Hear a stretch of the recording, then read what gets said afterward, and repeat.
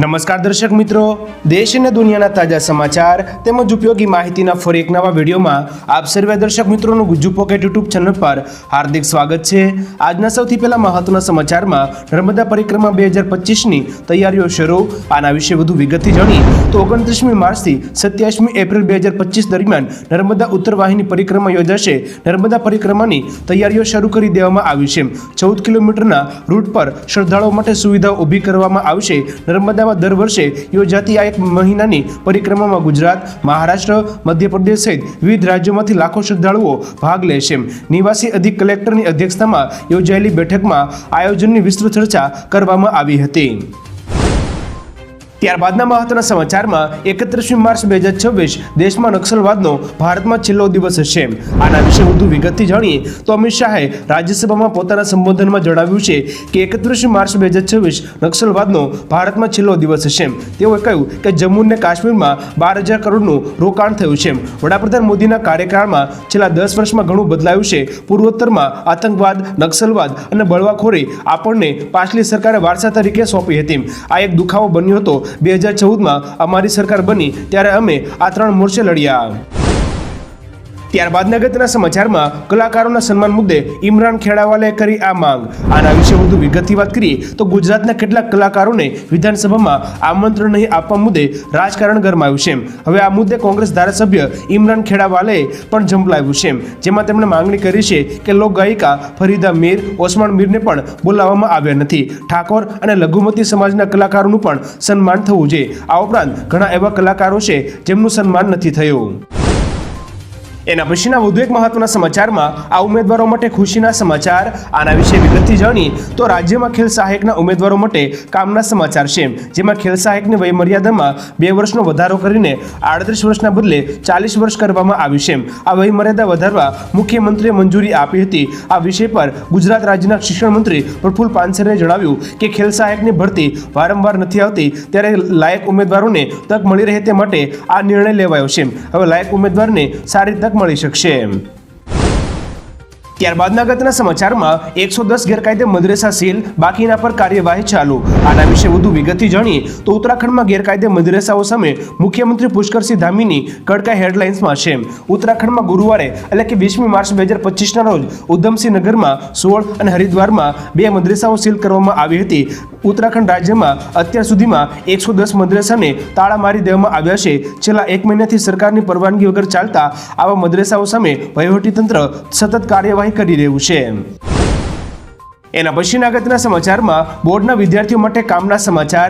આના વિશે વધુ વિગતથી વાત કરીએ તો તાજેતરમાં ગુજરાત બોર્ડ દ્વારા ધોરણ 10 અને ધોરણ 12ની પરીક્ષા લેવામાં આવી હતી। હવે બોર્ડ દ્વારા તેની પ્રોવિઝનલ આન્સર કી જાહેર કરવામાં આવી છે। આ વખતે પરીક્ષા વહેલી લેવાય છે તો પેપર પણ ચેક કરવાના પણ શરૂ થઈ ગયા છે, કેમ કે આ વખતે પરિણામ પણ વહેલું જાહેર કરવામાં આવશે। મહત્વની વાત એ છે કે આ વર્ષે ધોરણ 12 સાયન્સમાં મેથ્સ અને કેમિસ્ટ્રીમાં 1-1 માર્કનું ગ્રેસિંગ આપવામાં આવ્યું છે। એના પછીના વધુ એક મહત્વના સમાચારમાં MF હુસેને 70 વર્ષ પહેલા બનાવેલું પેઇન્ટિંગ 118 કરોડમાં વેચાયું। આના વિશે વિગતથી જાણીએ તો પ્રખ્યાત ભારતીય ચિત્રકાર MF હુસેનની એક પેઇન્ટિંગે હરાજીમાં ઇતિહાસ રચ્યો છે। તેમની પેઇન્ટિંગ $13.8 મિલિયન એટલે કે લગભગ રૂપિયા 118 કરોડમાં વેચાઈ હતી। આધુનિક ભારતીય આર્ટવર્ક માટે જાહેર હરાજીમાં અત્યાર સુધીની સૌથી વધુ કિંમત છે। MF હુસેનના પેઇન્ટિંગ અનટાઇટેલ્ડ ગ્રામ યાત્રાની આ હરાજી ન્યુયોર્કના ક્રિસ્ટીસ ખાતે થઈ હતી। એના પછીના વધુ એક મહત્વના સમાચારમાં આ 3 શહેરોને લઈને અંબાલાલ પટેલની આગાહી। આના વિશે વિગતથી જાણીએ તો હાલ ગુજરાત રાજ્યમાં ગરમીનો માહોલ છે। આ વચ્ચે અંબાલાલ પટેલે નવી આગાહી કરી છે। તેમની આગાહી અનુસાર 20મી એપ્રિલથી વધુ ગરમી પડી શકે છે। તેમની આગાહી અનુસાર 24મી મે સુધીમાં આંધી વંટોળની શક્યતા છે। આ વર્ષે અમદાવાદ, વડોદરા અને પંચમહાલમાં આકરી ગરમી પડી શકે છે, તો બીજી તરફ આ વર્ષે દક્ષિણ ગુજરાતમાં પણ ગરમી વધશે, જ્યારે કચ્છમાં પવન સાથે ગરમી પડી શકે છે। એના પછીના અગત્યના સમાચારમાં મુસ્લિમોના સોગાતે મોદીની ભેટ। આના વિશે વધુ વિગતથી જાણીએ તો ભાજપે જાહેરાત કરી છે કે રમઝાન મહિનાને ધ્યાનમાં રાખીને ભાજપ આગામી સમયમાં 32 લાખ ગરીબ મુસ્લિમોને સોગાતે મોદી કીટનું વિતરણ કરવાની છે। ઈદના સમયે કોઈ ગરીબ મુસ્લિમ ઉજવણી કર્યા વગર ના રહે તે માટે આ યોજના શરૂ કરવામાં આવી છે। ભાજપના 32,000 પદાધિકારીઓને 32,000 મસ્જિદોના સંપર્ક સાધવાનું કામ સોંપાયું છે। તેના દ્વારા દરેક અધિકારી 100 ગરીબોને મદદ કરશે। આ રીતે 32 લાખ કીટનું વિતરણ કરવામાં આવશે। એના પછીના વધુ એક મહત્વના સમાચારમાં ભાવનગર ડિસ્ટ્રિક્ટ બેંકમાં ભરતી કૌભાંડનો આરોપ. આના વિશે વિગતથી જાણી તો વિદ્યાર્થી નેતા યુવરાજસિંહ જાડેજાએ ભાવનગર ડિસ્ટ્રિક્ટ બેંકમાં ભરતી કૌભાંડનો આરોપ લગાવ્યો છે. અગાઉ જે નામો આપ્યા હતા તેઓને જ નિમણૂક આપવામાં આવી હોવાનો યુવરાજસિંહ જાડેજાએ દાવો કર્યો છે. યુવરાજસિંહે આરોપ મૂક્યો છે કે આ ભરતીમાં 2 ડિરેક્ટરના પુત્રો, એક જનરલ મેનેજરનો ભત્રીજો, એક ડિરેક્ટરનો ભત્રીજો અને વર્તમાન ધારાસભ્યના ભાણિયાને નોકરી આપવામાં આવી છે.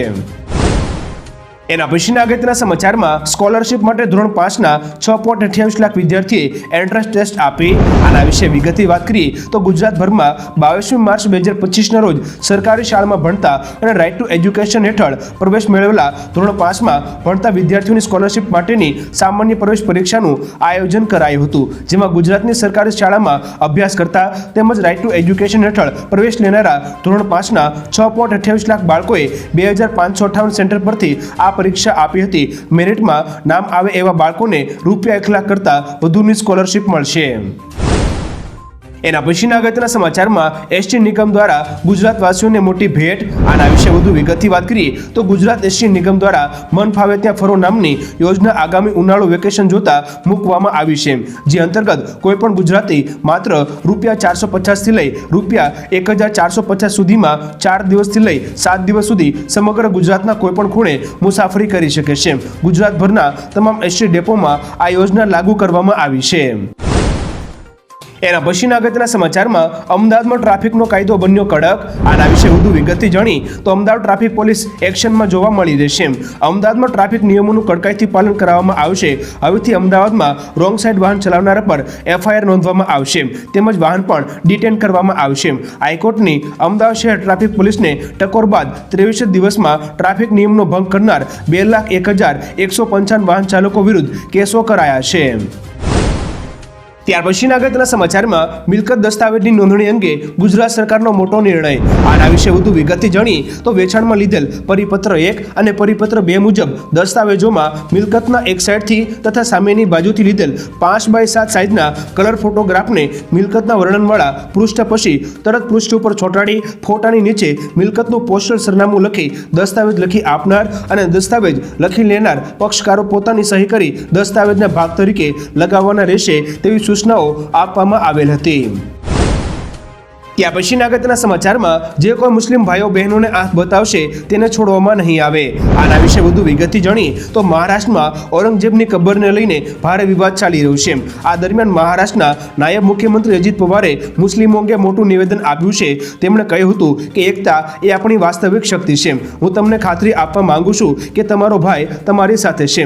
આપણા મુસ્લિમ ભાઈઓ બહેનોનો વિરોધ કરવાની હિંમત કરનાર કોઈ પણ વ્યક્તિને છોડવામાં આવશે નહીં. એના પછીના વધુ એક મહત્વના સમાચારમાં 99 લાખથી વધુ વોટ્સએપ એકાઉન્ટ્સ પર પ્રતિબંધ મુકાયો. આના વિશે વિગતથી જાણી તો વોટ્સએપ એક મહિનામાં 99 લાખથી વધુ ભારતીય વોટ્સએપ એકાઉન્ટ્સ પર પ્રતિબંધ મૂક્યો છે. સ્પામ અને કૌભાંડોને રોકવા માટે કંપની દ્વારા મોટું પગલું લેવામાં આવ્યું છે. અહેવાલોમાં જાણવા મળ્યું છે કે જાન્યુઆરી 2025માં વોટ્સએપ કંપનીએ 99 લાખથી વધુ એકાઉન્ટ્સ પર પ્રતિબંધ મૂક્યો હતો. એના પછીના વધુ એક મહત્વના સમાચારમાં જૂનાગઢ માર્કેટિંગ યાર્ડમાં 6 દિવસની રજા. આના વિશે વિગતથી વાત કરીએ તો જૂનાગઢ માર્કેટિંગ યાર્ડમાં આગામી 26 થી 31 માર્ચ 2025 સુધી બંધ રહેશે. માર્કેટિંગ યાર્ડમાં 6 દિવસની રજા જાહેર થતાં કોઈપણ પ્રકારની હરાજી કે વેપાર થઈ શકશે નહીં. માર્કેટિંગ યાર્ડમાં વાર્ષિક હિસાબ કિતાબની કામગીરી માટે આગામી 26 થી 31 માર્ચ 2025 સુધી જાહેર રજા જાહેર કરવામાં આવી છે. યાર્ડ ખેડૂતો માટે આશીર્વાદરૂપ છે, જ્યાં દરરોજ લાખો ટન જણસીનું વેચાણ થાય છે. 31 માર્ચ 2025 પછી માર્કેટિંગ યાર્ડ રાબેતા મુજબ કાર્યરત થશે. એના પછીના મહત્વના સમાચારમાં રાજકોટ જેતપુર વચ્ચેના ટોલ ટેક્સમાં 25% ઘટાડો. આના વિશે વિગતથી વાત કરીએ તો રાજકોટ જેતપુર વચ્ચેના ટોલ ટેક્સમાં 25% ઘટાડો કરવામાં આવ્યો છે. ફોર વ્હીલર માટે એક તરફી મુસાફરીના ₹45 વસૂલાતા હતા તો પીઠડિયા ટોલ નાકા પર ₹35 કરી દેવાયા છે. ટોલ ટેક્સ ઘટાડોને લઈને સ્થાનિકોએ આંદોલન પણ કર્યું હતું, પરંતુ તે આંદોલન સફળ રહ્યું છે. ભરૂડી ટોલ ટેક્સમાં કોઈ ઘટાડો કરવામાં આવ્યો નથી. ગોંડલના ભરૂડી ટોલ નાકા ઉપર ₹45 વસૂલાશે. ત્યારબાદના અગત્યના સમાચારમાં વડાપ્રધાન મોદીના વિદેશ પ્રવાસ પાછળ 3 વર્ષમાં કેટલો ખર્ચ થયો આના વિશે વિગતથી વાત કરીએ તો કોંગ્રેસ અધ્યક્ષ અને રાજ્યસભામાં વિપક્ષના નેતા મલ્લિકાર્જુન ખડગેએ ગુરુવારે સરકાર પાસેથી વડાપ્રધાન મોદી દ્વારા છેલ્લા 3 વર્ષમાં કરવામાં આવેલી વિદેશ મુલાકાતો પર થયેલા ખર્ચની વિગતો માંગી હતી. રાજ્યસભામાં આપેલા જવાબ અનુસાર 32 મહિનામાં તેમણે 38 વિદેશ યાત્રાઓ કરી હતી, જેમાં કુલ ₹258 કરોડનો ખર્ચ થયો હતો. ત્યાર પછીના અગત્યના સમાચારમાં ઇન્ડોનેશિયામાં 3 ભારતીયોને થશે મૃત્યુદંડ આના વિશે વધુ વિગતથી વાત કરીએ તો ઇન્ડોનેશિયામાં ડ્રગ્સની હેરાફેરી બદલ 3 ભારતીય નાગરિકોને મૃત્યુદંડની સજા થઈ શકે છે. શુક્રવારે એક મીડિયા રિપોર્ટમાં આ અંગે માહિતી આપવામાં આવી હતી. આરોપીઓ પર સિંગાપોરના ધ્વજવાળા જહાજમાં 106 કિલો ક્રિસ્ટલ મેથની દાણચોરી કરવાનો આરોપ છે. પોલીસે જણાવ્યું હતું કે રાજુ મુથુકુમારન, સેલ્વાડોરાય દિનાકરણ અને ગોવિંદસામી વિમલકંદનની જુલાઈ 2024થી ધરપકડ કરવામાં આવી હતી.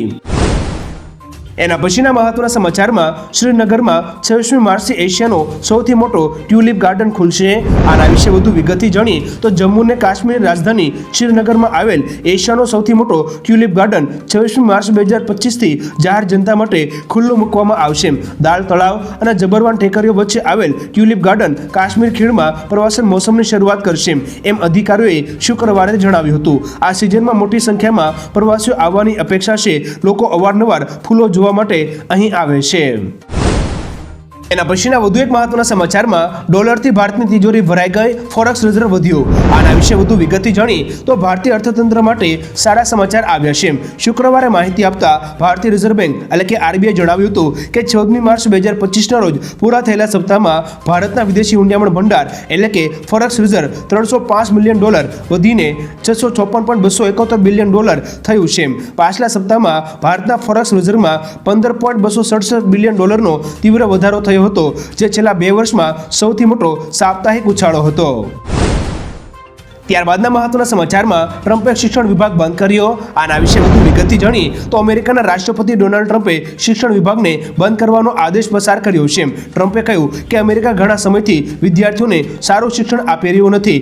અમેરિકા અન્ય કોઈ પણ દેશ કરતાં શિક્ષણ પર સૌથી વધુ ખર્ચ કરે છે, પરંતુ જ્યારે સફળતાની વાત આવે છે ત્યારે આ દેશ યાદીમાં સૌથી નીચે ક્રમે છે. વ્હાઇટ હાઉસના ડેટા અનુસાર શિક્ષણ વિભાગે છેલ્લા 45 વર્ષમાં $259 લાખ કરોડ રૂપિયાથી વધુ ખર્ચ કર્યા છે. એના પછીના અગત્યના સમાચારમાં ટેસ્લાએ 46,000 સાયબર ટ્રક પાછા ખેંચ્યા. આના વિશે વધુ વિગતથી જાણીએ તો એલોન મસ્કની ઇલેક્ટ્રિક કાર કંપની ટેસ્લાએ તેના તમામ સાયબર ટ્રક પાછા ખેંચી લીધા છે. કંપનીએ 13મી નવેમ્બર 2023થી 27મી ફેબ્રુઆરી 2025 દરમિયાન ઉત્પાદિત 46,000 સાયબર ટ્રક પાછા મંગાવ્યા છે. નેશનલ હાઈવે ટ્રાફિક સેફ્ટી એડમિનિસ્ટ્રેશનના એક અહેવાલ મુજબ સાયબર ટ્રકનું બાહ્ય પેનલ ડ્રાઇવિંગ દરમિયાન અલગ થઈ શકે છે અને પાછળના વાહન સાથે અથડાઈ શકે છે. જોકે કંપનીનું કહેવું છે કે માત્ર 1% વાહનોમાં ખામીઓ જોવા મળી છે. ત્યારબાદના અગત્યના સમાચારમાં ખંભાતના દરિયા પર ગ્લોબલ વોર્મિંગની અસર. આના વિશે વિગતથી જાણીએ તો ગ્લોબલ વોર્મિંગની માઠી અસર ખંભાતના દરિયા પર થઈ છે. અખાતીય વિસ્તારમાં દરિયાઈ ભરતીને કારણે મોટા પ્રમાણમાં જમીન ધોવાણની ગંભીર સમસ્યા સર્જાય છે. કેટલાક કારણોસર ખંભાતના અખાતમાં કાપ આવવાથી દરિયો 7 થી 8 કિલોમીટર દૂર ખસી ગયો હતો, જ્યારે 40 વર્ષ બાદ ગ્લોબલ વોર્મિંગની અસરને કારણે દરિયો ફરી ખંભાત શહેર તરફ આગળ વધી રહ્યો છે, જ્યારે દરિયો ખંભાત શહેરથી માત્ર 700 થી 800 મીટર દૂર રહી ગયો છે. ત્યાર પછીના અગત્યના સમાચારમાં કંડક્ટરની ભરતીને લઈને ખુશખબર. આના વિશે વિગતથી જાણીએ તો એસટી નિગમમાં કંડક્ટરની ભરતી અંતર્ગત 35,221 ઉમેદવારોએ લેખિત પરીક્ષા આપી હતી. ઉત્તીર્ણ થયેલા 3,518 ઉમેદવારોના દસ્તાવેજોની ચકાસણી 25મી માર્ચથી હાથ ધરાશે, જેની ઉમેદવારોએ ખાસ નોંધ લેવી. રોજના 400 ઉમેદવારોને બોલાવવામાં આવશે. ઉત્તીર્ણ થયેલા ઉમેદવાર તારીખ 25મી માર્ચથી તારીખ 5મી એપ્રિલ 2025 સુધી તાલીમ સેન્ટર મધ્યસ્થ અંતરાલય નરોડા અમદાવાદ ખાતે અસલ દસ્તાવેજો સહિત હાજર રહેવું પડશે. ત્યારબાદના અગત્યના સમાચારમાં પીએમ આવાસ યોજનાને લઈને સારા સમાચાર. આના વિશે વધુ વિગતથી જાણીએ તો ગુજરાત રાજ્યના લોકો માટે સારા સમાચાર છે, જે અંતર્ગત પીએમ આવાસ યોજના હેઠળ લાભાર્થીઓને રાજ્ય સરકાર ₹50,000 વધારાની સહાય આપશે. મંત્રી કુંવરજી હળપતિએ વિધાનસભા ગૃહમાં જણાવ્યું હતું કે રાજ્યના મહત્તમ નાગરિકોને પોતાનું આવાસ પૂરું પાડવા બજેટમાં ₹1,224.70 કરોડની જોગવાઈ કરવામાં આવી છે. હવે રાજ્ય ભંડોળમાંથી લાભાર્થી દીઠ વધારાની ₹50,000 સહાય પૂરી પાડવામાં આવશે, જેના માટે પણ બજેટમાં ₹550 કરોડની જોગવાઈ કરવામાં આવી છે. ત્યારબાદના અગત્યના સમાચારમાં હવે આ દેશ T20 લીગ શરૂ કરવાની તૈયારીમાં. આના વિશે વધુ વિગતથી જાણી તો સાઉદી અરેબિયા હવે ક્રિકેટની દુનિયામાં પ્રવેશ કરવા જઈ રહ્યું છે. સાઉદી અરેબિયા પોતાની T20 લીગનું આયોજન કરવાની યોજના બનાવી રહ્યું છે, જેમાં 4,300 કરોડ રૂપિયાનું રોકાણ હશે. 8 ટીમો હશે જે આખા વર્ષ દરમિયાન 4 અલગ અલગ દેશોમાં ટુર્નામેન્ટ રમશે. દરેક ટુર્નામેન્ટ 10 થી 12 દિવસ સુધી ચાલશે અને ફાઇનલ સાઉદી અરેબિયામાં યોજાશે. જો સાઉદી અરેબિયા આવું કરે છે તો IPLને બરાબરની સ્પર્ધા મળી શકે છે. એના પછીના અગત્યના સમાચારમાં રાજ્યમાં ગુંડાગીરી ખુદ ભાજપ કરી રહી છે.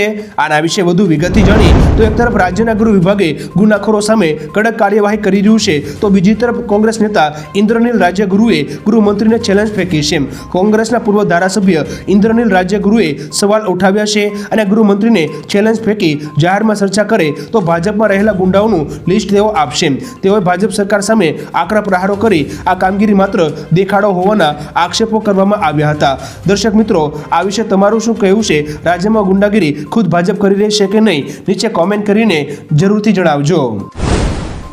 ત્યારબાદના અગત્યના સમાચારમાં કેરીના પાકને નુકસાન થતા વળતરની માંગ. આના વિશે વિગતથી જાણી તો આ વર્ષે પ્રતિકૂળ વાતાવરણને કારણે વલસાડમાં કેરીના પાકને નુકસાન થયું છે. વલસાડ ડાંગના સાંસદ ધવલ પટેલે ગુજરાત સરકારના કૃષિ મંત્રી રાઘવજી પટેલને રજૂઆત કરી છે કે ખેડૂતોને વળતર આપવામાં આવે. સાંસદે તેમની લેખિત રજૂઆતમાં જણાવ્યું કે વલસાડ જિલ્લામાં કેરી મુખ્ય બાગાયતી પાક છે. મોટાભાગના ખેડૂતો કેરીની આવક પર જ નિર્ભર છે. આ વર્ષે પ્રતિકૂળ વાતાવરણને કારણે કેરીના પાકને 80 થી 90% જેટલું નુકસાન થયું છે. દર્શક મિત્રો, તમારું શું કહેવું છે? કેરી પકવતા ખેડૂતોને વળતર મળવું જોઈએ કે નહીં? નીચે કોમેન્ટ કરીને જરૂરથી જણાવજો. એના પછીના મહત્વના સમાચારમાં રાજ્યના મુખ્યમંત્રી 26મી રાજકોટની મુલાકાતે જશે. આના વિશે વિગતથી જાણી તો આગામી તારીખ 26મી માર્ચ 2025ના રોજ રાજ્યના મુખ્યમંત્રી ભૂપેન્દ્ર પટેલ રાજકોટમાં આવી રહ્યા છે.